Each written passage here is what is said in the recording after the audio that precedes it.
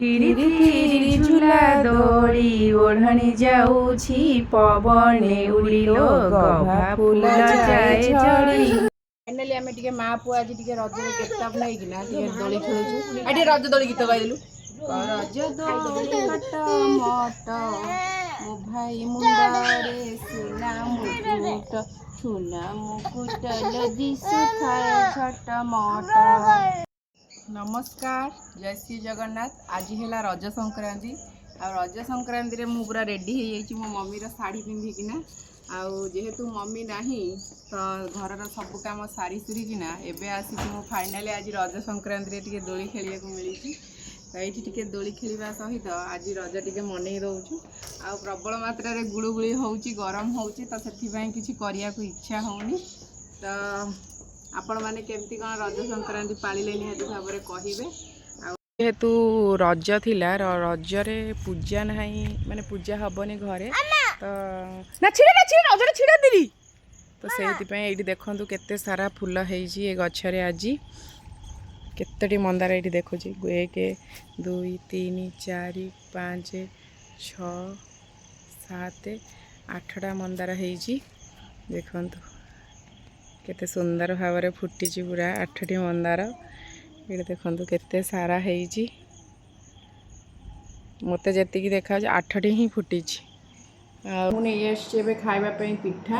ଆଜିର ରଜରେ ସକାଳେ ମୁଁ କିଛି ବି ବନେଇନି, କାରଣ ଯେହେତୁ ତରକାରୀ ଥିଲା କାଲିର, ତ ସେଥିପାଇଁ ମୋ ବାପାଙ୍କ ରୁଟି କରିକି ଦେଇ ଦେଇଥିଲି।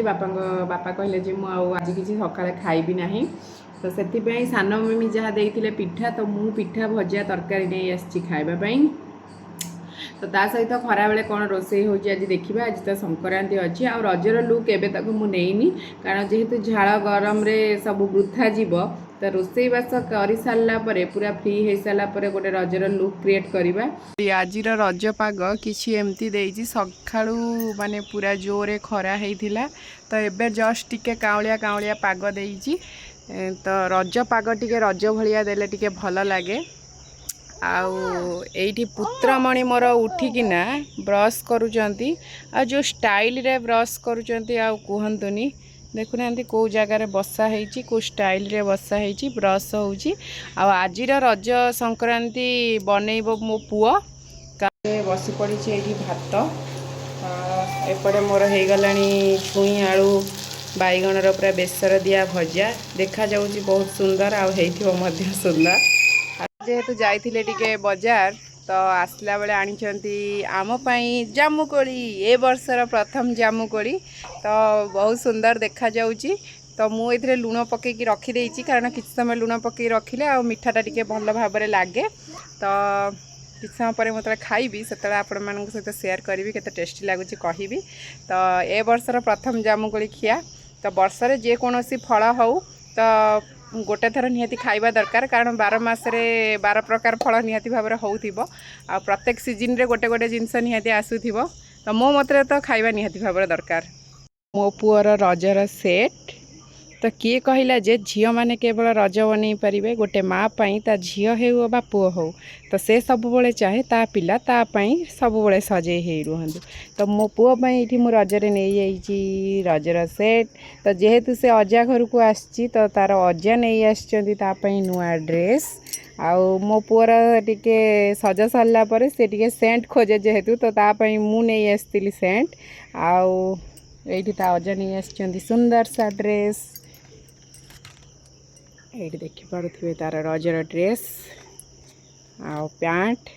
ଏଇଠି ସେ ପିନ୍ଧି ସାରିଲା ପରେ ମୁଁ ଆପଣମାନଙ୍କୁ ଦେଖେଇଦେବି ତାର ରଜର ଲୁକ୍। କଥାରେ ଅଛି, ମା'ର ଅଧା ମାଉସୀ, ବାପର ଅଧା ପିଉସୀ। ମୁଁ ଯେବେ ବି ଘରକୁ ଆସେ, ଇଏ ହେଲା ତାର ଚାନ୍ଦିନୀ ମାଉସୀ। ତ ନିଜ ରକ୍ତରେ ନହେଲେ ବି ରକ୍ତଠାରୁ କିଛି ଅଧିକା, କାରଣ ଯେତେବେଳେ ବି ମୁଁ ଘରକୁ ଆସେ ତ ସବୁବେଳେ ତାର ମାମା ଆଉ ସିଏ ବହୁତ ପୁଅ ପାଇଁ କରିଛନ୍ତି। ବହୁତ ସମୟ ପୁଅକୁ ବି ରଖନ୍ତି, ଜଗନ୍ତି, ଆଉ ସିଏ ବି ବହୁତ ସମୟ ତାଙ୍କ ପାଖରେ ରୁହେ, ଖାଏ ପିଏ ବହୁତ ଛୋଟବେଳେ। ଯେହେତୁ ଏବେ ଟିକେ ସେ ଜାଣିଗଲାଣି, ତ ସେଥିପାଇଁ ଏବେ ଟିକେ ମାମା ମାମା ହେଉଛି। ତ ଏବେ କାହାରି ପାଖକୁ ଯାଉନି, କାରଣ ପିଲାବେଳେ ତାର ଅଧିକାରୁ ଅଧିକା ସମୟ ହିଁ ଚାନ୍ଦିନୀ ମାଉସୀ ପାଖରେ ହିଁ କଟେ। तो जेहेतु माउसी तार पाखे अच्छी तो एबे से जेहेतु माउसी कॉलेज गलानी तो से एबे घर को मुझे जितेबाला भी आसे तो माउसी सांगे एत तार माने मीट हुए नी तो जेहेतु रज छुट्टी थिला तो माउसी हेतिपई तार छुट्टी रे आसतिला तो जो 2-3 दिन पई से आसीची तार माउसी हिसाब रे तार जेतिकी जहाँ करबा कथा से तार करे तो जेहेतु से घर को आसतिला तो पुओ गाधेइकिना आसतिला तो से ताको एठी पैंट शर्ट सब पिंधेई देइची ताको एठी कला लगेई देला ताको भी सेहन पकई दउची से भी सुंदर भाव ता माउसी की सब कथा कुहे।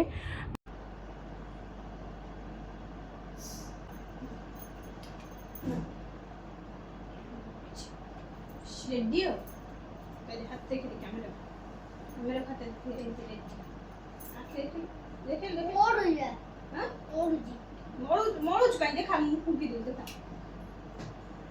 मोड़ गया इनका दे माउसी भूली जाइथिले मुंड कुंडिया पे पुतुरा मन पकई देले माउसी मोर मुंड कुंडई दउ ना ओ चश्मा फांके रे अनै देखुची पूरा कोची खोट लाउजी ओहो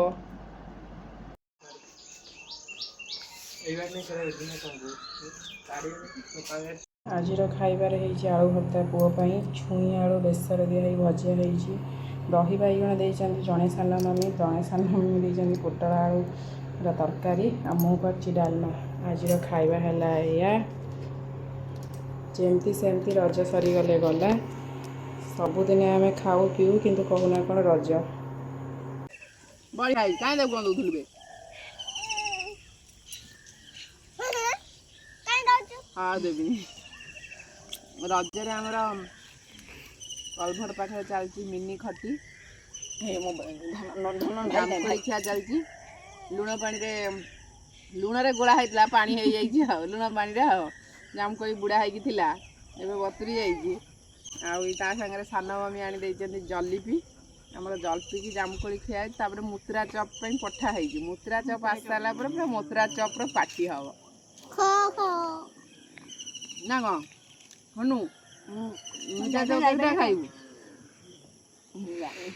चल मम्मी छाड़ी मुतरा चप आसू तापर पुणी देखा रजरे होती मुतरा चप पार्टी ये जस्ट टिके खाली खुआओ ना तापर आमर ये खोला है पुटुली पुटुली भितर अच्छी खाली मुतरा चप अभी जाई दुकानटा उठे देकी नहीं आसचंदी आउ ये सब आमर बसी जाती पार्टियार माने मुतरा चप खायापी मुतरा चप क्या लगुच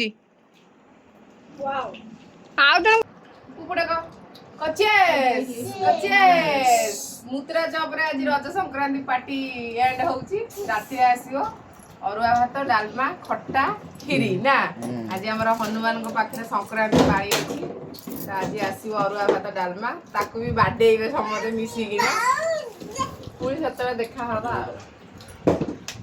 आमर ये हनुमान संक्रांति पाली भोग पलि आसी तो ये आमर सानमी दादा बसी खायापी अरुआ भात डालमा ता सहित खीरी आउ कौन अच्छी देखा टे टेकुना टे दादा खट्टा पनीरी ओहो मो पुआ को दिया आगे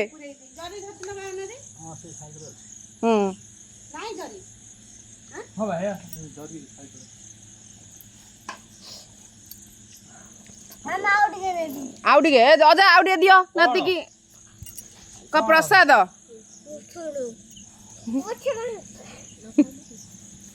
एबे खाई पी की पलि आसलु आउ तो खाई पी सारिके आस सारा पर तो जहाँ बाड़ा आम आम भितर सेयार हो गला तो मु भी नहीं कि पलि आसी काली टिके रोसईर चिंता टिके कम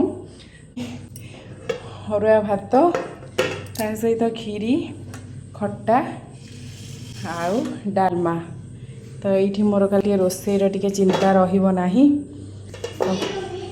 पुणी देखा आसंता काली शेष रज केमती कौन पालन होची गाँव रे आउ रही जय श्री जगन्नाथ गुड नाइट कारण राति आसी ऑलमोस्ट 12टा पाखापाखि हो गलानी तो जिते जल्दी शोबी पुणी सकाल को जल्दी उठिबार अच्छी रही।